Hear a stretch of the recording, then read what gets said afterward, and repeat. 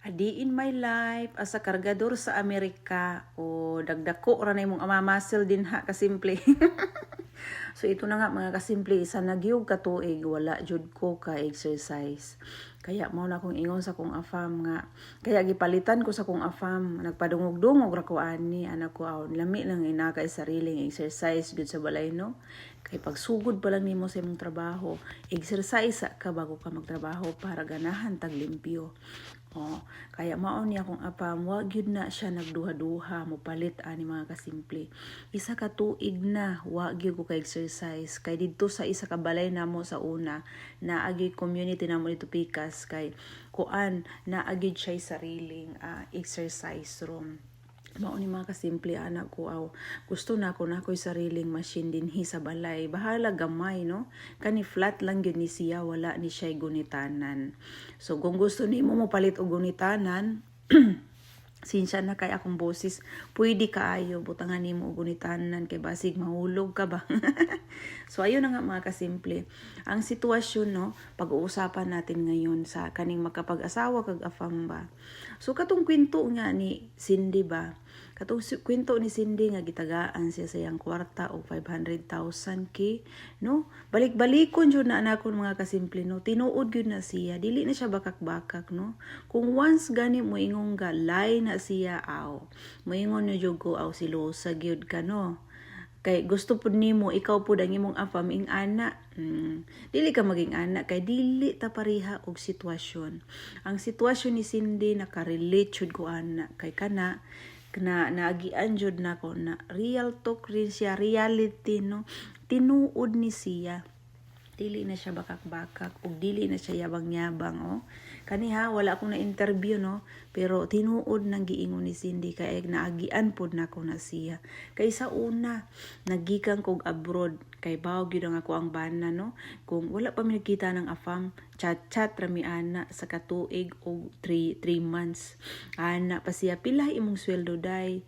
Ana kog aw gamay-gamay raman call, gamay-gamay raman papangkano kay ang ani lang ba Ana pa siya, day kung wala kay kwarta nga pag uli di sa inyo ha day, kay magpakasalta day, ana pa kung paana day. Kay bayaran na ko imong amo, ana ko, gipangutanan na akong amo kung pila gyud ang bayaran sa akong ano ba, kana ko kay muuli na ko, ana pa kung amo. Ay katunga, kay sa katuig pa man to siya mga kasimple, wala pa man nahurot ang ako ang kontrata. Ana pud akong amo, mao ni ang bayaran day, 150, 150,000, 150 ki anak ko dong kay dako-dako naman gyud ning kantirara dong huwata na lang ko pasig di ay puhon-puhon pag human sa akong kontrata diretso na ta og kita didto og diretso na ta pag-asal.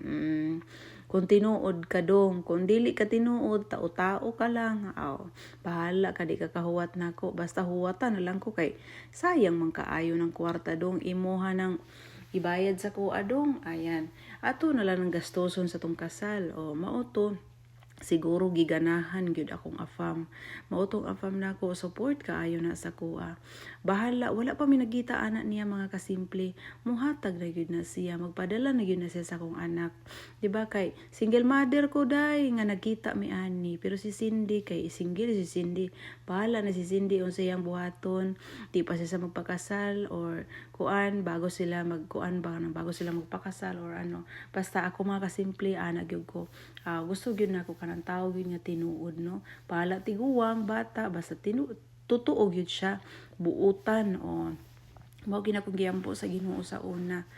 Moingon gani mga kasimple tinuod kay wala man nimo naagian so di na tinuod sa imong mindset. Pero para sa kuha ang ginaingon ni sinitanan maluluyon man kuning mga uban nga pa mga kasimple o matinabangon sila no, pag love nila ang isa ka asawa tabangan gyud na nila, kabalo sila nga hirap jud ka, pobre gyud ka no. Kay sa una mga kasimple wala gyud ko'y kwarta, pag uli na ko mga 25,000 naman to mga kasimple, ana pa kumbana gastuhan na day, ipalit na og mga damit nimo. So gipalit na ko ng mga damit, kaon ko, ana pag uli na akong Pinas, Manila man niya to nagtagpo ni afam. Mao to mga kasimple, pag tagpo namo, gitagaan gid ko sa kong afam og 100 no. 100,000 yun na siya gihatag sa kong afam. Wag yun siya nagduha-duha day. Cash yun na siya day. Taging-ting ang libo-libo.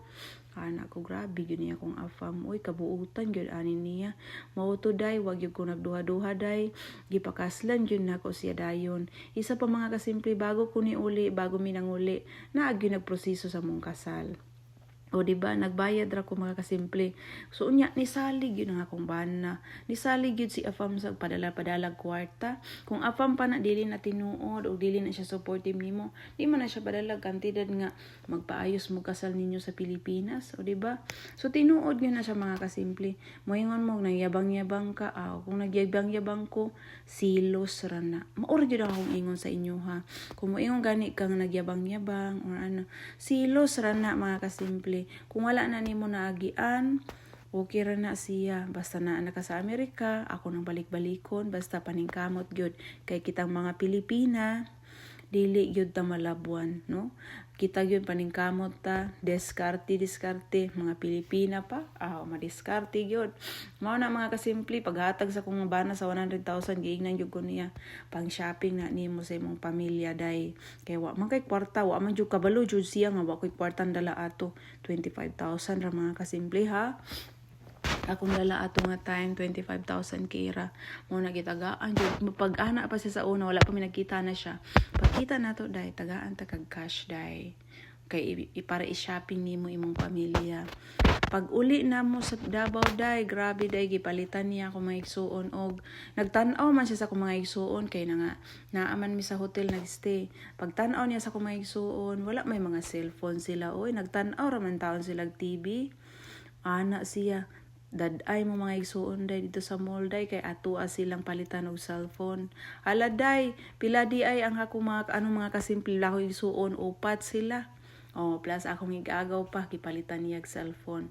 Kaya makaingon jud ko, kabalo gyud ni siya akong kano nga pobre man gyud kaayo me. Sobra gyud kaayo akong kano kaya mao na gyud akong number 1 pasalamatan ang Ginoo no nga naghatag sa kuha og partner. Dili lang jud na ang gihatag niya, naa pa gyud siya gihatag sa kuha nga 800k plus 555k monthly. Na gyud akong afam, sobra gyud ka supportive kaya wala ko think jud kaayo kaniya akong afam no. Nga unta di siya magbag-o. Maura gyud akong gipangayo sa Ginoo hangtod karon mga kasimple. Supportive gyud gihapon. 7 years na mi, no diba? 7 years na mi. Mao tong giingon ako sa iya pag 10 years nato hatagi jud kog dagko kaayong diamondong. Mao na akong request niya day. Mo ni ako giguna diri. Gikan din ha. Padung diri. Padung din ha. Padung dito likod. Ginoo ko. Padung sa likod. Asa naman akong isa ka likod. Kana diha. Padung diha. Ayan. Humana jud ko mga kasimple. Grabe. Kaayo kakapoy. Sa kong kamot. Wag yun na ako na. Wala nalungat akong kamot kay pating sakita. And finally, looks good na. Hindi na siya madumi latan-awon. Akong garden, ako siyang gikuanan og giharbasan po nako diha kay naay mga sagbot diha. Kana ibto na ko na siya. Nang sagbot diha nga dagko. Kani diri ako nang kay daghang kay nagsagbot diha, pero ako gid siyang gikuan. Sobra na sa square mga kasimple.